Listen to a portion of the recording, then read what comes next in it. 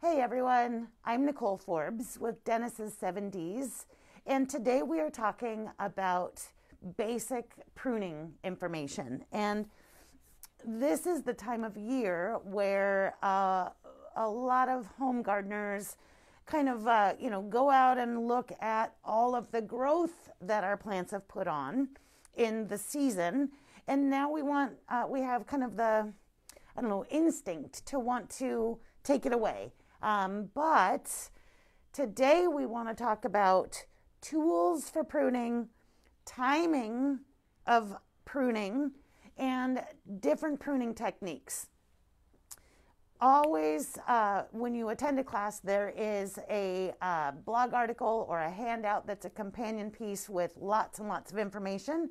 So today you will find it as a link just below the description in this video. The link will take you to a handout that gives you not only like a monthly pruning guide, very specific information on pruning hydrangeas, which I know is always a question that lots of people have about pruning, and all of the kind of, tools and techniques and timing that we talk about today are all laid out for you there. Now, when we talk about pruning plants, and pruning is often one of the most popular class topics or, educational or informational programs that we offer. I think that not only, does everyone have kind of a lot of misconceptions about pruning, but there's a lot of just kind of insecurity or general fear of pruning that may kill a plant or disfigure a plant, or in the case of like all these hydrangeas that I have with me today, either delay your bloom if you prune at the wrong time, or remove even the future flower buds, which takes a season to overcome. So if you accidentally prune off all your flower buds, you won't get flowers for the next season, but plants will recover from that. So there's really, if anything, it's a learning opportunity when you make those mistakes to realize what has happened. But a lot of us also have gardeners or maintenance people or assistants in the garden, and so we may not even know when things get pruned. And it's very unfortunate that a wide segment of the folks that go out and do maintenance on our properties and our home gardens, even though we pay them good money to do it and they work very hard, they don't all have the education to know the best ways to prune. And in many cases, they are, trying to get their job done quickly. And so their speed of pruning is a technique that in the long run doesn't necessarily lead to general health on the plant. So we'll talk about that, but that's shearing and constant, just trimming off the outside. So back to pruning and why we even do it. Now, in addition to just making plants smaller, pruning can be used to redirect growth, for example, on a plant, to limit size, as we talked about, to achieve an artificial form, like something that is maybe espaliered, like a fruit tree or a camellia that is pruned to be more two-dimensional against a wall or a trellis. We may prune to maintain safety, like a low branch or a dangling branch. We prune to alter or rejuvenate plants, often plants that have been let go or unpruned or unmaintained for several years need pruning for kind of just to refresh or help rejuvenate the plant. We prune to remove undesirable growth. Now that might be crossing branches, branches that have too close of an angle. If you've got a variegated plant, sometimes the undesirable growth would be a portion of that variegated plant that comes out green, so you want to prune that out. We prune to emphasize an attractive feature. Now that is like cool bark or structural form that we want to show off, like the inside of a lace leaf maple and the structure that a lace leaf maple has. And in fruit tree or perennial or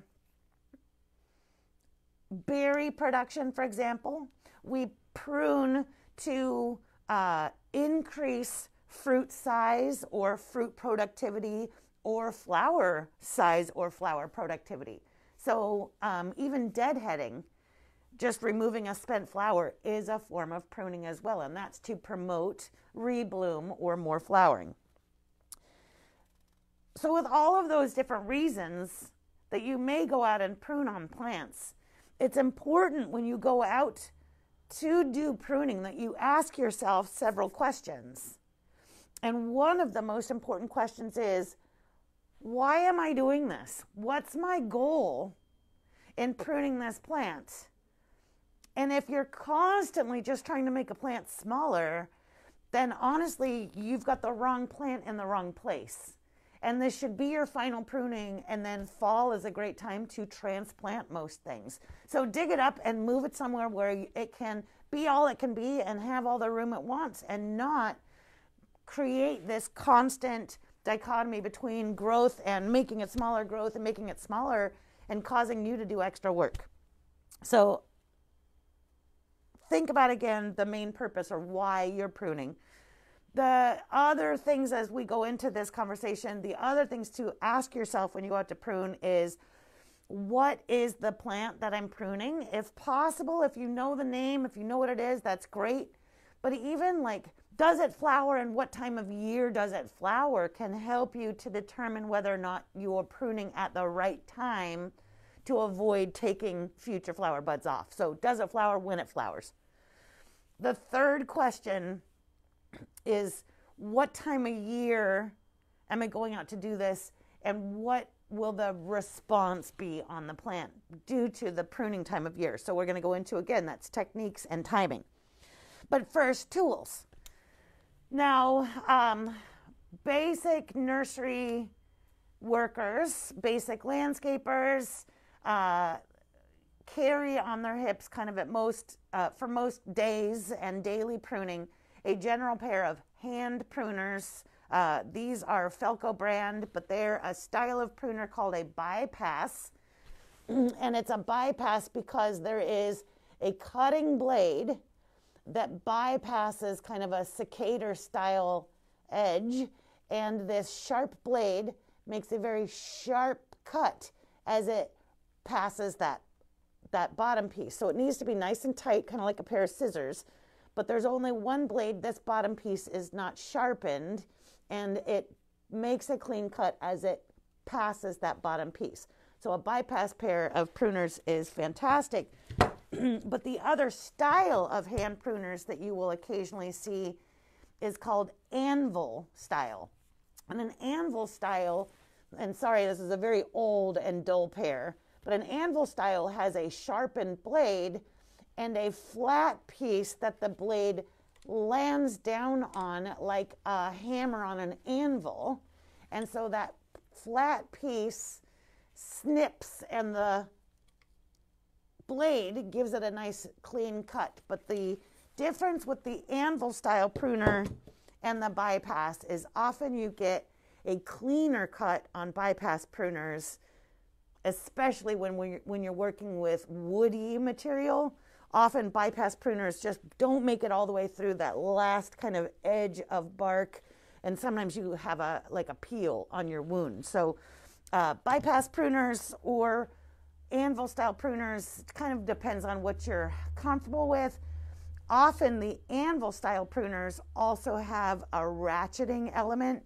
So instead of having to close the pruners with your own muscles in one movement, a ratchet style pruner allows you to kind of close with a ratchet, using less force ultimately to squeeze those pruners shut. So if you have limited hand mobility or limited arm and hand strength, the ratchet style pruners may be a good choice for you, but they almost always come in an anvil style cutting technique or cutting method. Now, using my hand pruners, I can do most daily tasks and most daily pruning jobs. And again, daily, because I'm a professional gardener, I'm pruning daily, but you may not be pruning daily. The limitations that the hand pruners have is usually kind of given on like the package. So the package here says cuts up to 1 inch in diameter. So 1 inch on this one here, I think same, probably 1 inch on the Felco. Yes, so it gives us another little 1 inch up at the top. So cutting a branch 1 inch thick, now like on none of these shrubs that I have up here do I even have a branch 1 inch thick. So in most cases, if you're doing kind of regular maintenance pruning, you're not likely to be cutting a branch more than 1 inch thick. Now I'll tell you that you don't need to have, an inch or a ruler out with you or tape measure or anything like that. It's a really easy guide to just remember that the diameter or the thickness of your middle finger, for example, is just about 1 inch. So if you just avoid cutting a branch thicker than your middle finger, and you can always just lay it right against the branch to determine whether or not you should go to the next tool, just keep that in mind. So middle finger thickness or thinner, I can use my hand pruners.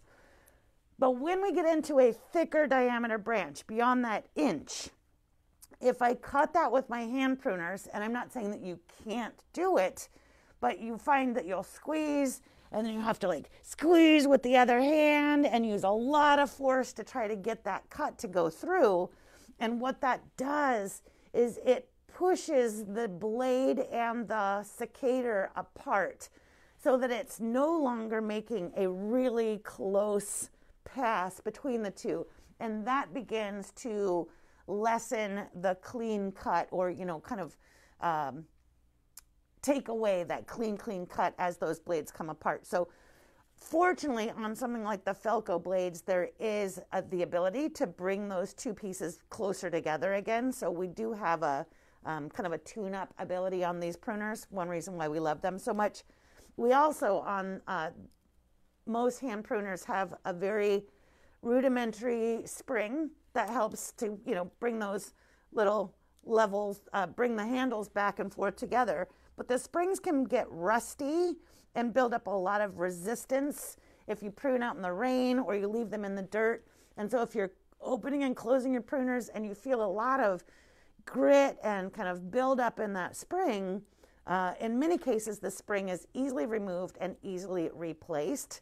So we do again carry springs for your Felco pruners, and usually I just say bring your pruners in just so that we can make sure that we've got the right fit, because there are some nuances between the different styles or different numbers on Felcos. But once you go beyond that 1 inch, that middle finger, you need to scale up to either a lopper. So a lopper is just like hand pruners, only with longer handles and usually a wider opening. And so we can go ahead on these loppers, although, again, I don't have the package anymore. I bet this is like 1 3/4 inch would be the most that we could cut on this. So not quite a 2-inch branch, but 1 3/4 inch.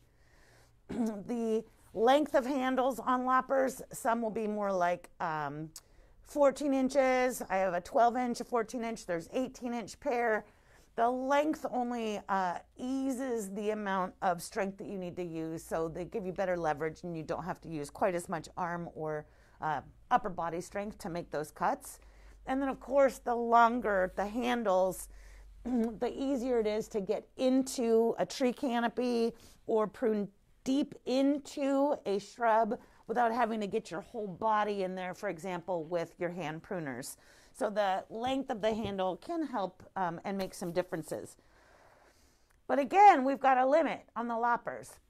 So we can only go up to 1 3/4 inch, or let's say 2 inch if you've got a larger pair of loppers. Your final tool from scaling up from your hand pruners to loppers to the next level is a folding saw. So this again is, it's a Felco brand folding saw, but it has this beautiful blade that tucks in to a nice lightweight plastic handle. If it were wood, it would be nice too, but the wood would make it weigh a lot more. So this is nice and lightweight and compact. And the handle, or excuse me, the blade locks nicely once it's open. So a very secure locking mechanism and a slight bow to the entire saw. So as you're cutting, you've got this nice angle that's formed.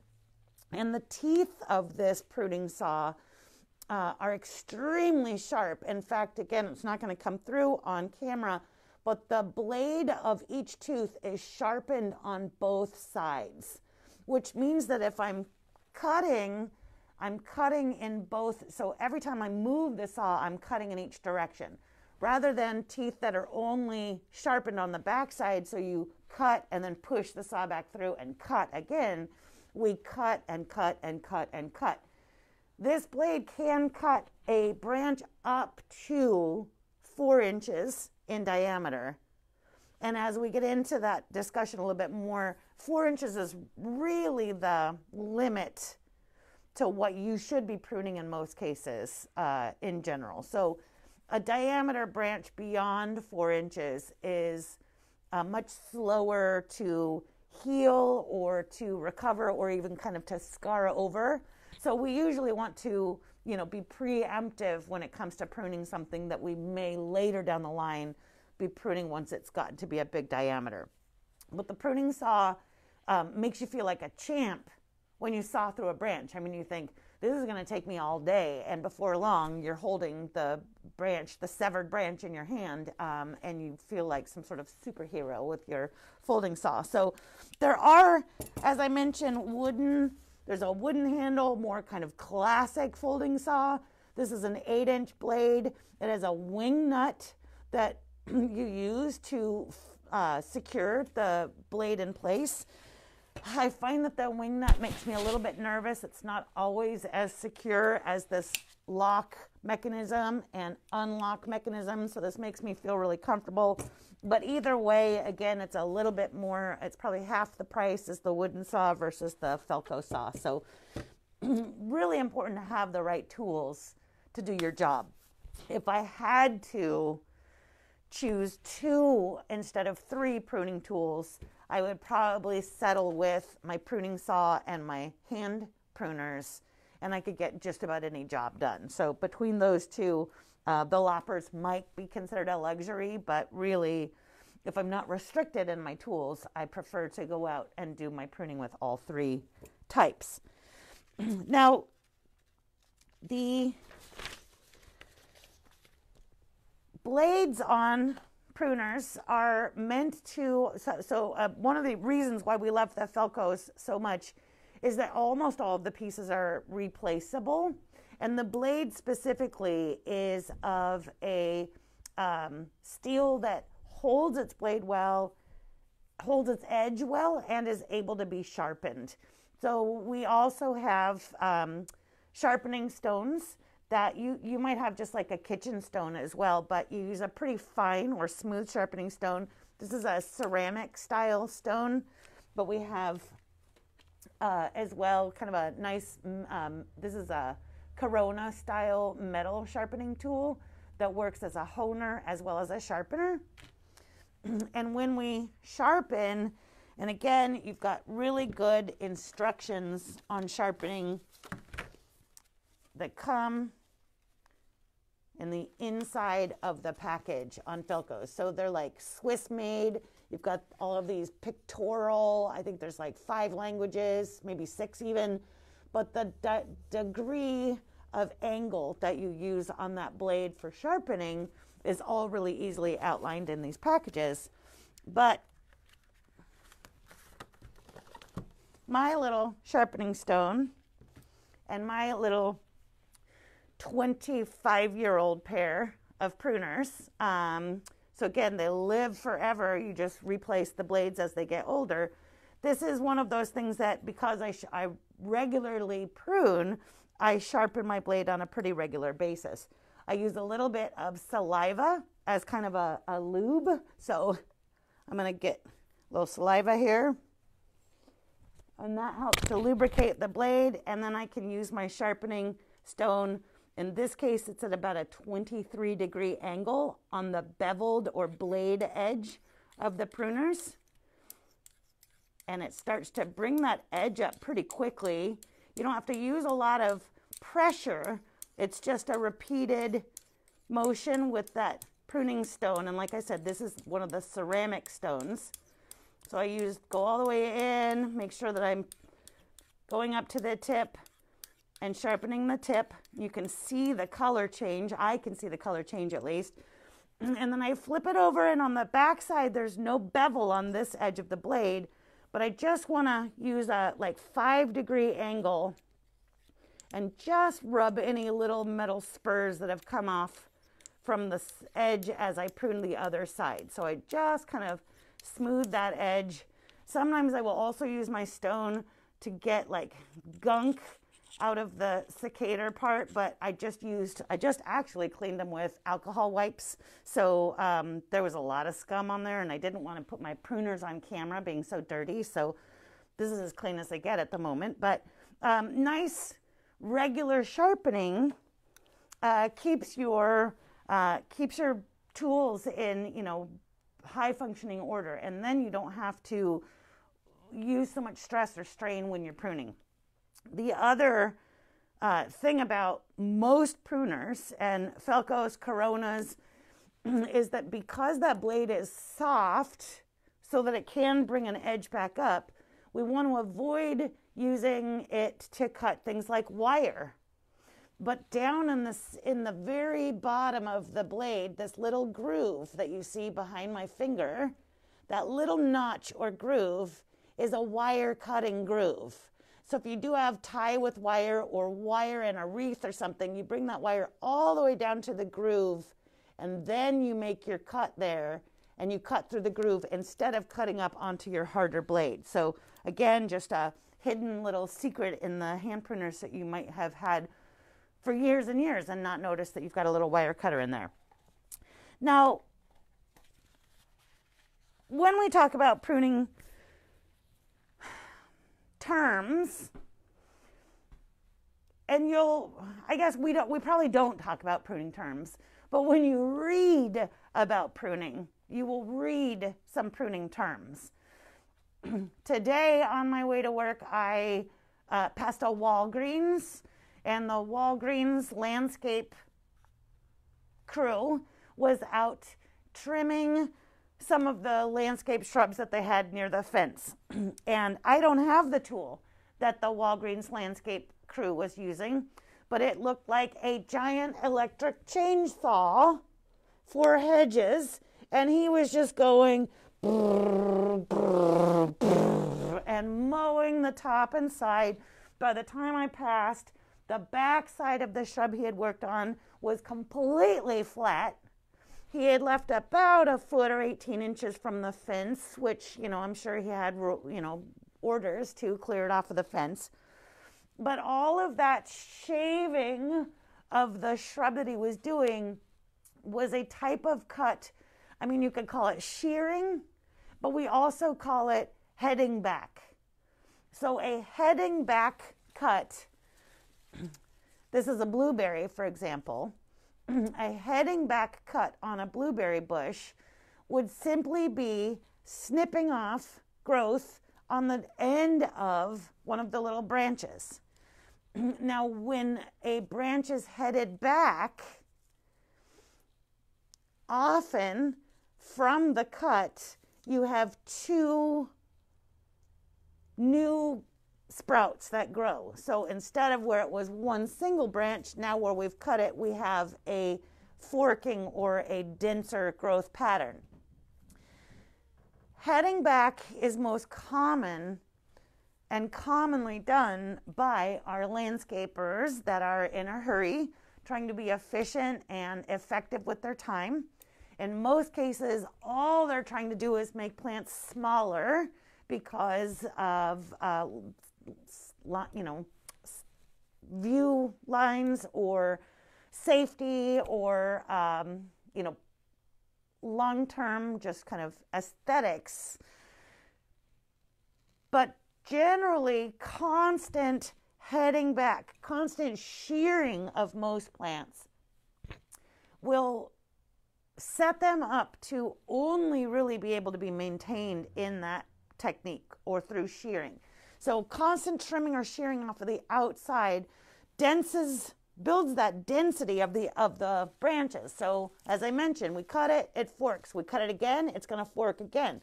So we have this really dense outer growth, which looks great until you peel back the outer growth and you realize that the inside of the plant is probably completely bare because that dense outer canopy stops any light from penetrating to the inside of the shrub. So all of the branches on the inside die back.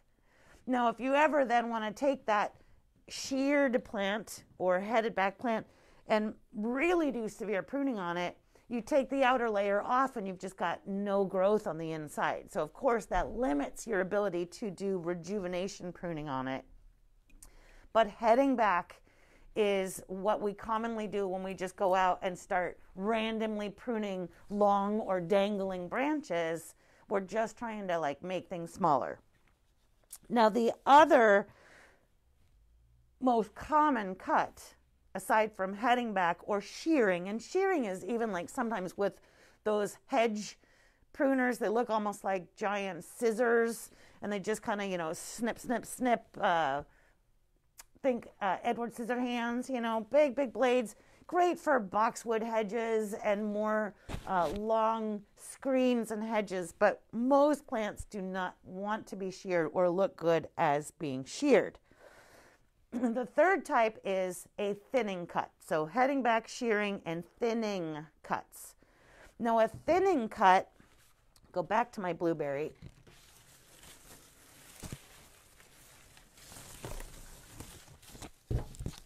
A thinning cut is done by either removing a branch all the way down to an intersection with another branch. So that would be if we wanted to thin out this branch, I'm going to take it all the way down and remove it where it joins the larger section here of stem or branch.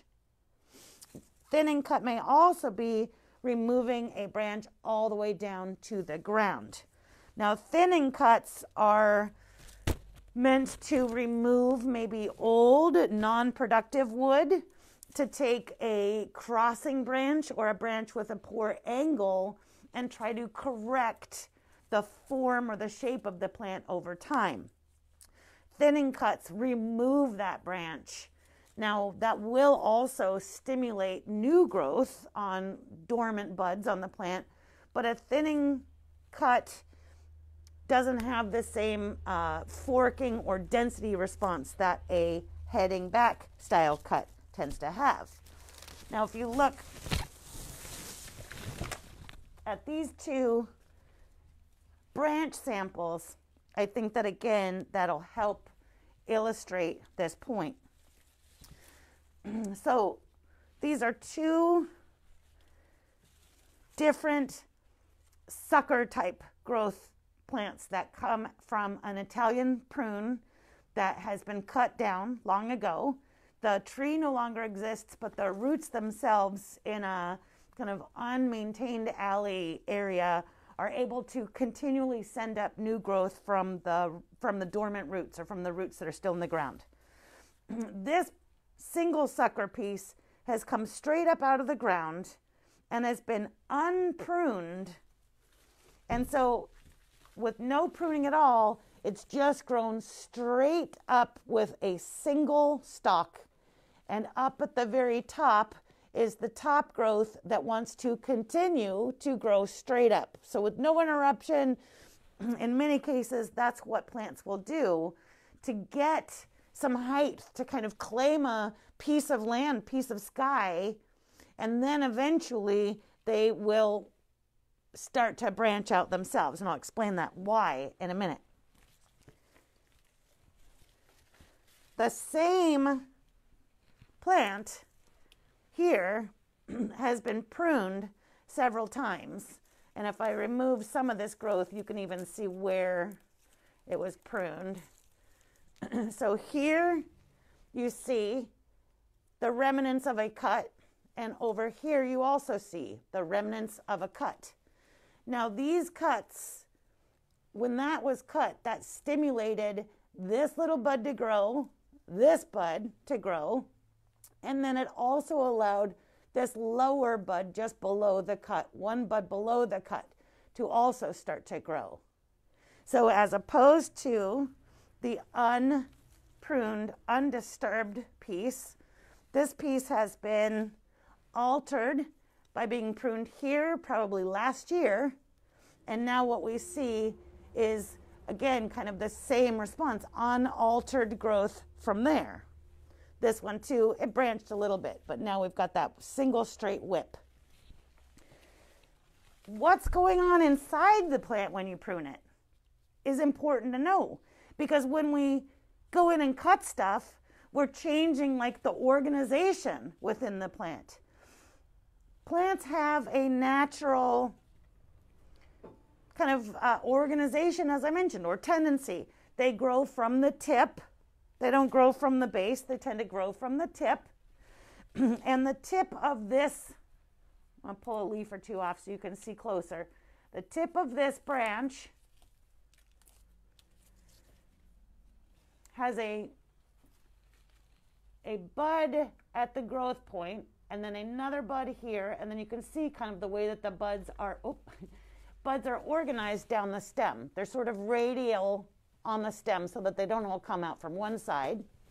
And the topmost bud is referred to as the terminal bud. Now the terminal bud here is also at the end of all of these branches. So at the tip top, we have terminal bud. There's a nice big fat terminal bud here. It looks like the president bud. And then we've got terminal buds at the ends of every stem, every long elongated stem. Now, if you're not the terminal bud, you're a lateral bud. And so that's where these other buds on the branch, all further down the branch, are considered laterals. The terminal bud, as I mentioned, has more tendency. It's going to grow faster and more than the lateral buds below it. And what the terminal bud actually does is it releases a little hormone that keeps the buds directly below it from growing. It says, I get to be the primo, I'm going to grow and you're not going to compete with me. So just quiet down and stay put. So the gravity carries that hormone further down the branch. So that hormone that restricts growth of the lateral buds begins to fade or wear off as it gets further from the terminal bud, which is why little lateral buds further down the branch can begin to grow or break dormancy, but we always have that strong growing tip at the ends. When we remove a terminal bud, now we've removed the hormone producing bud, which leaves lateral buds all free to put out new growth. But we will see new growth happen on multiple lateral buds here, but eventually the upmost lateral bud will assume terminal bud position and slowly then begin to restrict the growth of the buds below it as well. So when we prune, we kind of take away the plant's own organization only to change and affect it further down the line. When I talk about pruning to direct or redirect growth, we can do that by seeing where the buds are and where they're located on the branch. Now, as soon as the plant loses all of its leaves, it gets a lot harder to see this. But right now, where every leaf is, the leaves are sitting right at a bud site. So I pulled a leaf off here, but there's a bud there as well. So we see that they kind of go onto alternate sides as well. They're like spaced around the plant. When we cut, if this plant were in this hydrangea, which it would never be, but if this were part of this hydrangea, and we have the inside of the plant and clearly the outside of the shrub, when I want a direct growth, I want to prune to a bud that faces to the outside to direct the growth in that direction, and not prune to a bud on the inside, for example, which would cause the next stem to start growing inwards instead. So you can see where this little leaf is attached, there's a bud right there, and that would make the most sense to prune at that point so that we're emphasizing that the bud grow in that direction.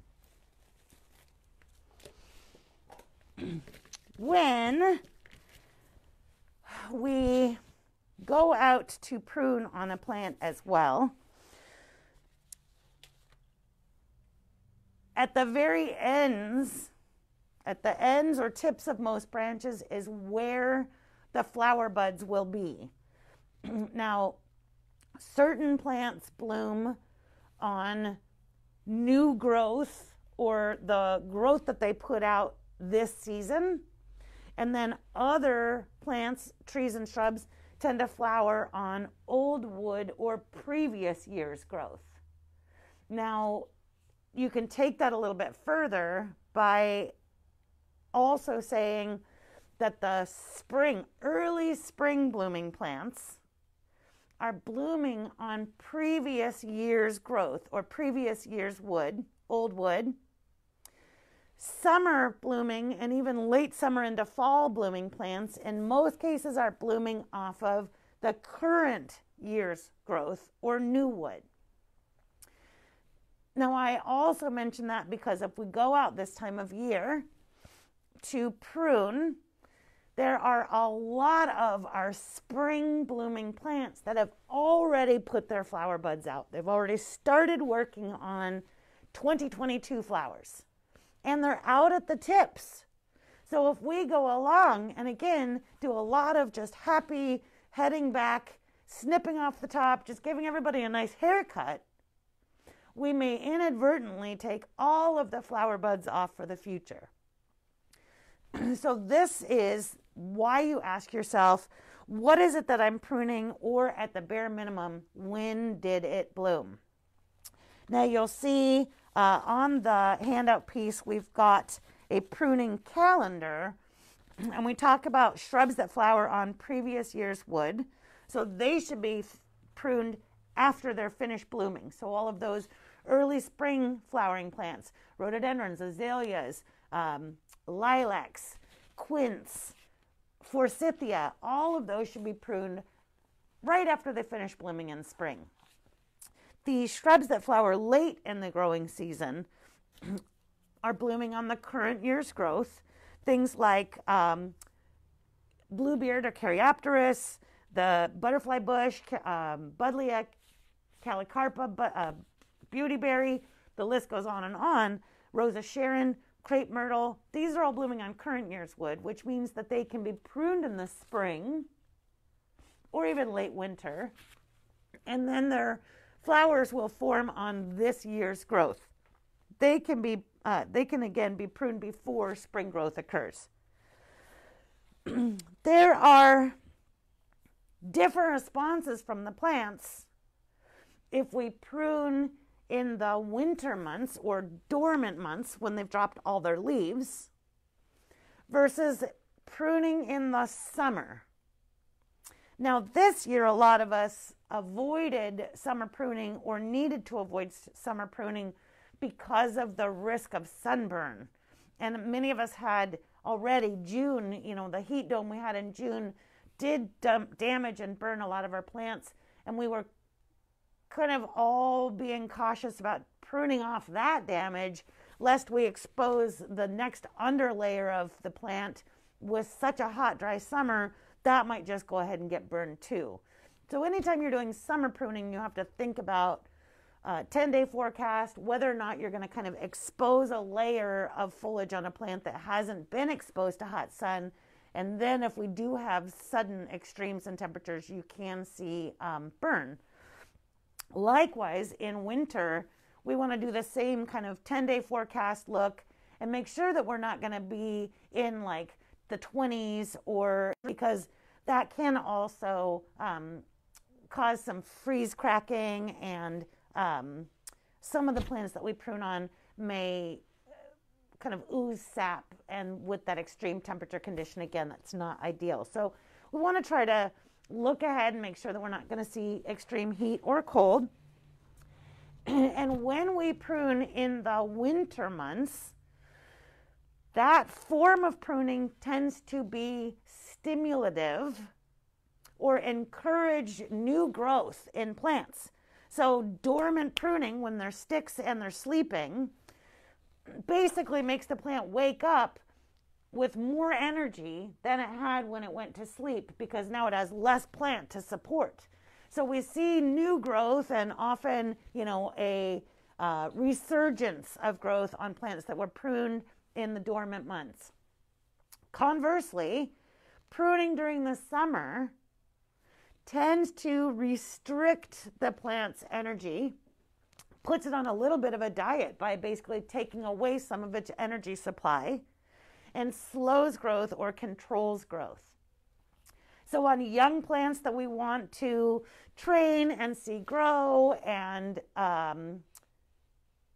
continually shape, winter pruning is ideal for them to stimulate that growth. And on more mature plants where we want to sort of hold and keep them in a certain shape or form, then summer pruning is ideal for them. Now, again, that all depends on whether or not your when your plant flowers as well. When we try to avoid pruning, and why we do this class right now, is that there are 2 times of year where we should limit our pruning and just wait a few more months.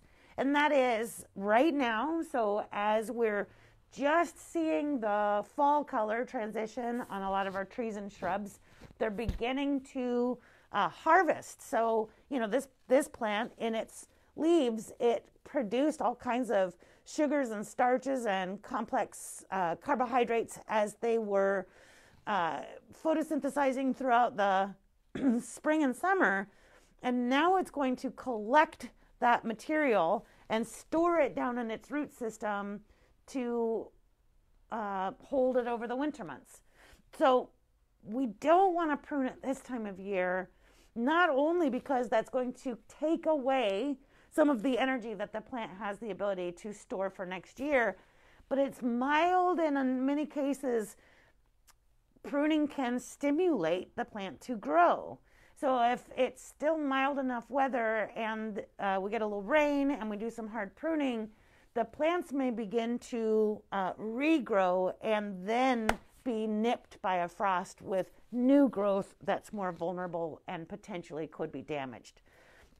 So you might as well, at this point, wait until all of the leaves have dropped and you're looking at a plant that is in dormancy before pruning it.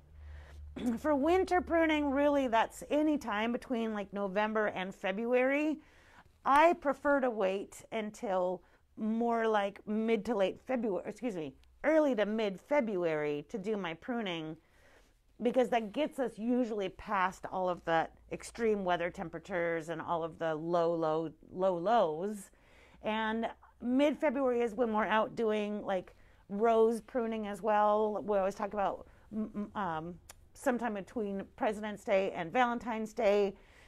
So it's a great time to just go out and kind of take care of everybody at once before spring growth occurs. The other time, so where we don't want to do a lot of pruning in the fall as leaves are changing and dropping, we also don't want to do a lot of major pruning on plants that are just waking up in the spring. So a leafless or deciduous plant that went through the winter with no foliage is running on fumes of all of those energies that it collected from the previous year's growth. It doesn't store a lot of extra. So as it pushes its flush of new spring growth out in its first show of life from the winter, it doesn't always have the energy to push out another flush of that if you come along and cut a lot of that first bit of growth off. So again, giving the chance for a plant to get through that first leaf out of spring, possibly even flower if it's going to be an early bloomer. Let it flower, whether those flowers come out before the leaves or with the leaves. Magnolias, again, magnolias, forsythia, quince, rhodies, azaleas. Prune after they've finished blooming, and that way, again, you are past that first new growth flush as well, and we won't see potentially like failure to leaf back out. Now, most plants have a limit to how much should be removed at any one time. We call this the pruning budget. Most of us understand what it's like to live on a budget and know how to keep an eye on where we're at in the budget as we are progressing through time. It is critical as we prune to not only ask yourself whether or not this plant has a pruning budget, or if it's one of the few plants that are tolerant of severe or aggressive pruning, and I'll talk about that in a minute. Most plants have a pruning budget of 20-25% of the total plant. So if it's, 15 feet tall, you can take approximately 4-5 feet off of it, but going beyond that is going to go into your pruning budget. Now, when we talk about percentage of removal, it's not always in height. It could be in that thinning, in overall mass of the plant, so thinning cuts as well. In order to kind of take note of the budget, to balance periodically and know when to stop, you can do a few things that are really helpful to begin when you're pruning. First, take a before photo, and then after is natural. So take a before and after photo. And as you are pruning, lay your cuts down on a tarp or, on the sidewalk or on the grass. Don't constantly stuff the debris can with the pruning cuts, because you'll have really no ability to measure how much you have removed in that pruning session. So laying your cuts out allows you to look back and forth at what you're pruning and what you've pruned to see if you've hit that 25% or so, and then stop.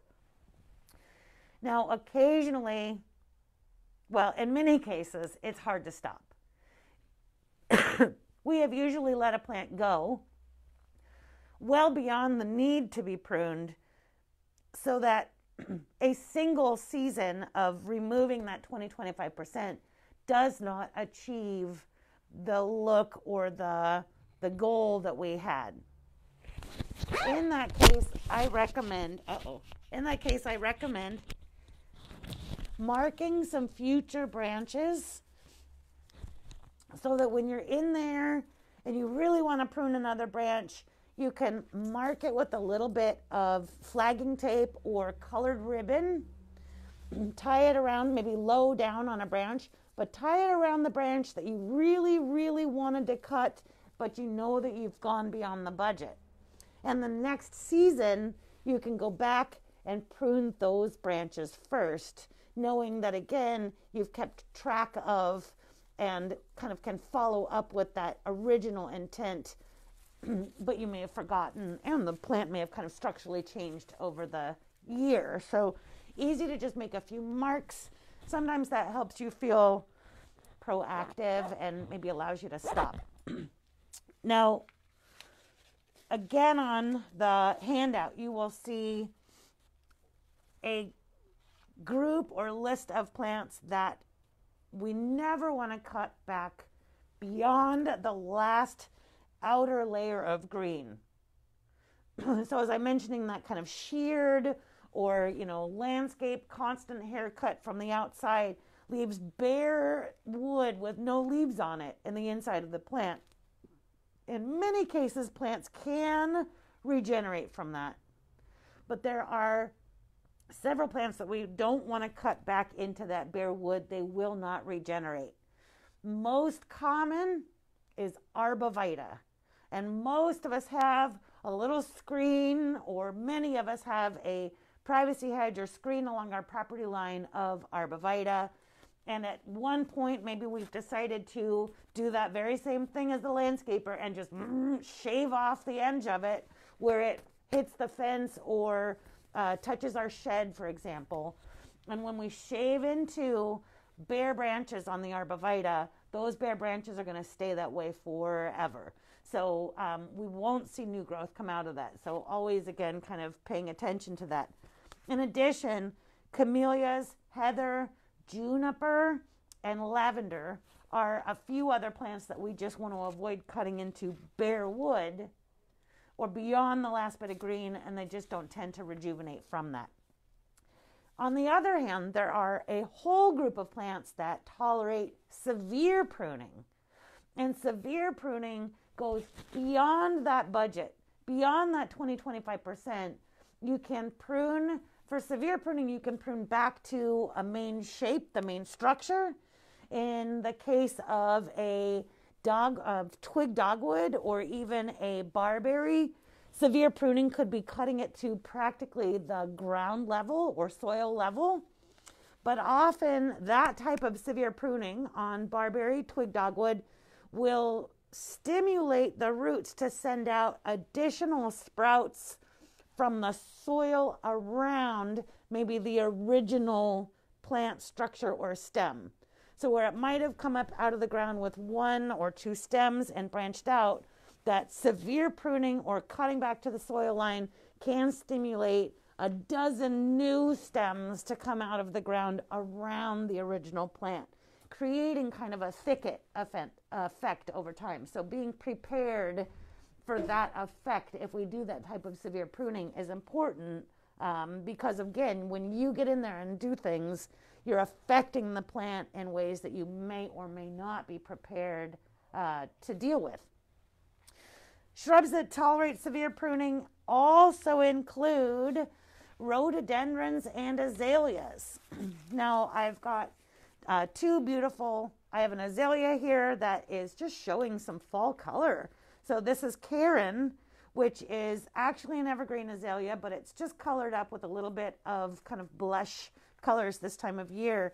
But once you've got a large azalea, you can still see growth happen. Let's take this out of the pot a little bit.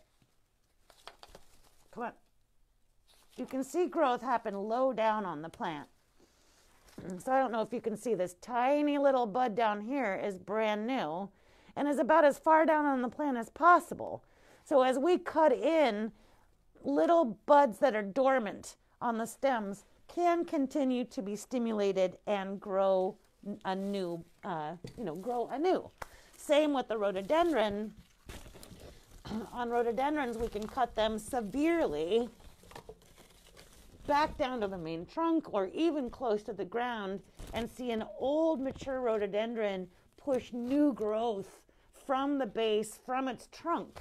If you've got a rhododendron that is now, really old and mature in your landscape, it's really hard to get an old mature landscape rhododendron again. And if you are considering removing it, I would strongly suggest trying at least in spring, we prune them in spring, to do some radical pruning on the rhododendron to take it way back down in size and allow it to regrow from a mature root stock that it has, instead of trying to, maybe remove an old one only to replant a young one again in its place. It just will take forever to kind of regain that glory. Now, we'll get into hydrangeas, but some other common things to do this time of year. So if we're not pruning a lot this time of year, what are we pruning? We're doing like high control and storm damage, like preemptive pruning for storm damage. last year, a lot of us had tree damage from an ice storm that came late in the season. That might kind of still be, traumatic in your mind. And so you may be looking around this time of year thinking, what should I prune now to prevent the kind of damage that I had last winter? So hanging branches, obviously branches that are going to be scraping up against the house, blown onto the house, blown onto wires, anything that might with weight of ice and water, weight down onto gutters, rooftops, wires, all those things should be pruned at this time of year. Anything dangling, damaged, wounded, diseased material, all of that should be pruned now. But anything else should just be postponed until we go into either the dormant season this winter or followed up with after flowering, for example, next spring. If you have conifers, this is often a time of year where conifers may also lose some of their old foliage. So where we expect, a hydrangea or a maple to turn colors and drop its leaves, if you look at the inside of some of your conifers, back to the arborvitae and many others, you'll see the very inside needles, yellow and brown, and kind of start to fall off or even gather into the center of the plant. So this is not an indication that the plant is dying. We have new healthy growth on the outside. And just like when I brush my hair in the morning and hair comes out in the brush, old cells just give up after they've no longer, after they've lived long enough or they're no longer serving their purpose. And if you want, you can get in there and kind of, grab handfuls of this to clean up the inside of your conifer, or even use like a rake or a broom handle to lightly knock it out. That helps to kind of just make it look better, I suppose. But if you don't, it's all going to fall out over time. But pay attention to conifers because they also do some dropping of their needles and leaves. The couple of very common landscape plants that we have,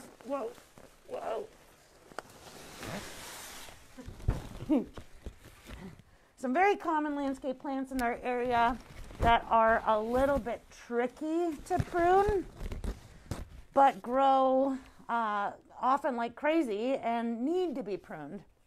So this is Japanese Aurelia, also known as Fatsia japonica. This is a fantastic shade evergreen.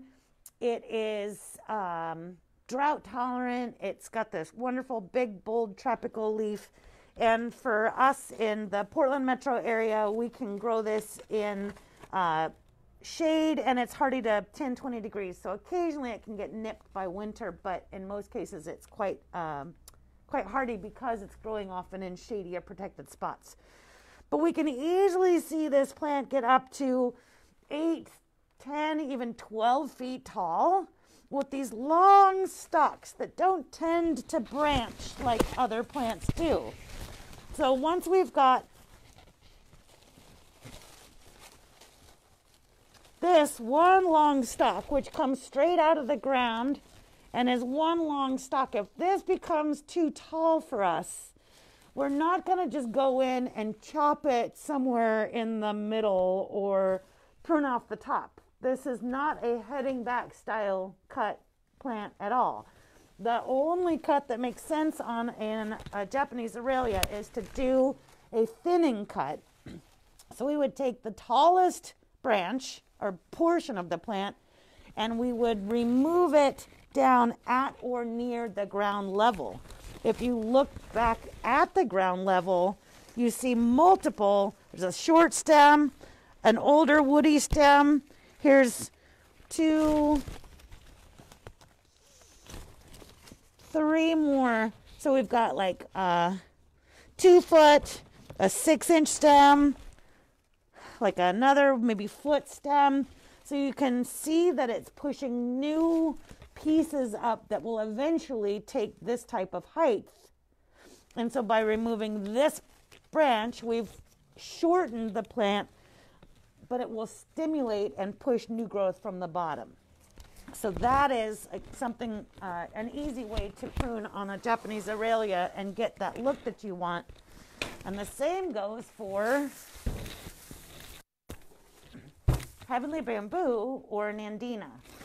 Now, this time of year, of course, gosh, look at that color. So absolutely gorgeous color on this Moyer's Red heavenly bamboo. And if you look again at the structure of the plant at the base, it has a very similar structure as that Japanese Aralia. Each branch kind of grows straight up and doesn't have a lot of branching in between. So there's really doesn't make a lot of sense for us to do a heading back style cut on this. It's going to just leave a trunk. So with the nandina, if you look down at the base of your older nandina, you will see newer growth that is pushed up from the bottom. The older stems, the older growth will have a little bit of a rough bark or start to take on a woody look to them. And the younger branches will have more color still to them. It's not going to show up very well in the camera, but we've got we have a real old piece here, and then we have clearly a much newer branch and a younger branch coming off of the kind of low near the bottom of this older branch too. So we would be cutting way down just above a new sprout or a new section. And again, not doing some sort of just like haircut off the top on a plant with this structure. So the heavenly bamboo has a little bit of a unique growth habit. If you think you want to go out and prune this winter, take a look again at the ends of your plant's stems now or within the next month or so. They are beginning to swell. This azalea, this rhododendron, I mean, these big pine coney looking things at the ends of this rhododendron are flower buds for spring. So if we snip this off, it's not going to have time to make more flower buds. So we will have removed a season's worth of blooms that way. So again, see if you notice any kind of swelling or growth at the tips of your stems to make sure that you're not removing flowers. If you don't know what it is, if you can't, take the name and consult a pruning book or a handout, just wait and see. Now, with that being said, the very last section of the handout is commonly asked questions. How do I prune my hydrangeas? So nothing is a straightforward answer ever, right? But the reason we can't just give you a straightforward answer is that there are a lot of different hydrangea types out there. Probably the most common and, at the moment, still blooming and stunning is this hydrangea macrophylla. But this is a variety called Endless Summer. So the Endless Summer varieties, which are kind of a popular brand, you see them in this kind of blue pot. There's quite a few different cultivars in the Endless Summer collection. But the Endless Summer hydrangeas were hybridized a couple decades ago and were like cutting edge at the time. And it's because this is the first style of hydrangea that was bred to flower both on new wood or current year's growth as well as previous year's growth or old wood. If you have this style of hydrangea in your garden or in your grandmother's garden and it's 30, 40, 50 or older, years or older, it's most likely a hydrangea macrophylla that predates this new series. And that means that it blooms on old wood or previous year's wood.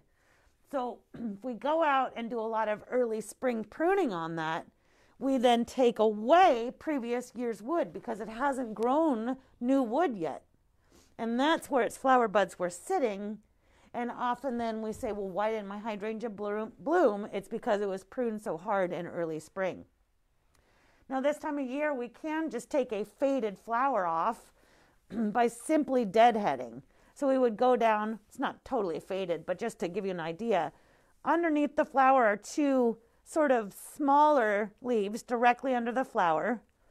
Then you see a set of leaves, another set of leaves.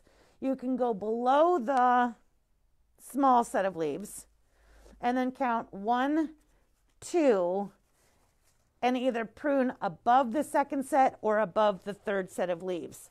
So here, I'll take it off so that you can see what we've got. So under the flower,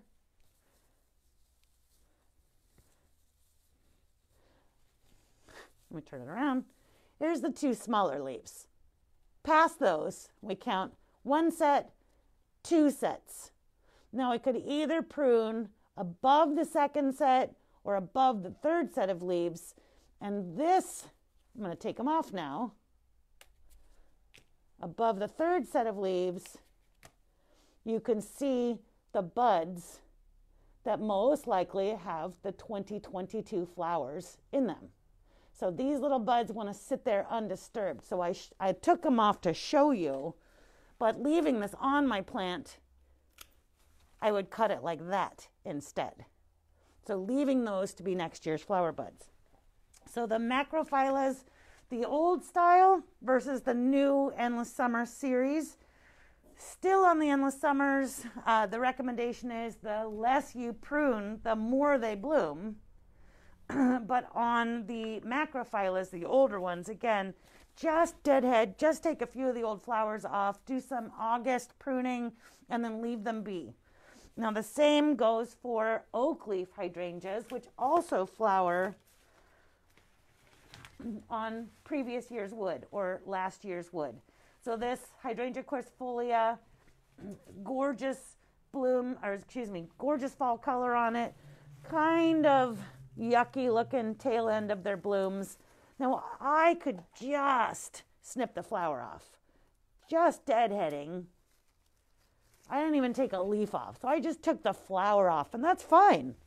But if I went into further on the branch where the flower was growing from, we again see the tip here that may have most likely has next year's flower buds sitting on it. So we don't want to cut real hard on one of the quercifolias, except in again that August period where we can do some light pruning before it sets its flowers for next year.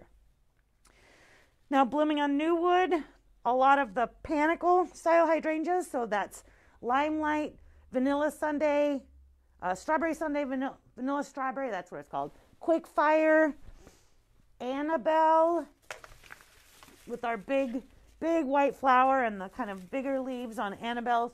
These hydrangeas bloom on current year's wood, which means that they can be pruned in the spring or in winter, basically at the end of winter before spring growth occurs. Blueberries, as I started to show this blueberry earlier, blueberries are another great plant to prune in the winter months. So if you've got blueberries at home, be looking at doing a February prune, for example. On blueberries, it's always a balance. Out of the way, Karen. It's always a balance on blueberries to have enough plant for this year's flowering production and fruit production, but to allow the plant to be renewing itself for future years of fruit and flower production. Most blueberries can live for 40 years or more, and so we want to eventually take some of the older wood, older branches out with thinning cuts, either close to the stem or down to the ground, to allow new growth to come up and rejuvenate or renew the plant. Eventually, old woody growth becomes less productive and won't make as many berries. And so the new growth needs space as well. And if we keep everything in there, then eventually it won't get enough light, it won't have airflow issues, maybe see fungal problems.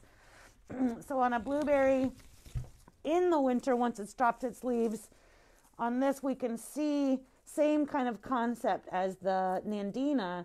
We have like wood, so bark almost forming on the oldest branches. And then the new branches are like pink and rosy and smooth even with no bark at all. Now, eventually we'll remove that oldest branch and allow then these new young branches to have more dominance on the plant. I also, in the winter when pruning on the blueberry, will prune out thin, so damaged, this is a broken piece, which I can just prune out now. And then thin growth, so there was just there it is, it broke. Thin growth, thinner than a pencil diameter, will also not be very productive. So we want to favor thicker stems and thicker growth. This is at least pencil diameter or close to it. So you can go ahead and just remove tiny whips and thin little bits, crossing branches. And also over time, we want to favor a blueberry plant that has kind of a outward growth with sort of an open center. So we have like a branch here that comes and grows across the center. This whole main old wood is really what's taking up the center piece. So eventually, by removing that old wood, we will allow all of this newer growth on the outside to start to branch out and fill in instead, but leaving us that kind of open vase shape. Now again, as usual, if you have questions tonight or today, I will be happy to answer them afterwards. So type them into the comment section. Hopefully this has been an enlightening, basic pruning intro to you. I know that there are a lot of deeper details and probably lots of questions. If you are local and you would like to have a longer conversation, please stop into the Lake Oswego Garden Center and speak with me. Bring me some pictures. We can talk about how to achieve your pruning goals. If you're not local, I again hope that this has helped you out. And as usual, happy gardening. Thanks for watching.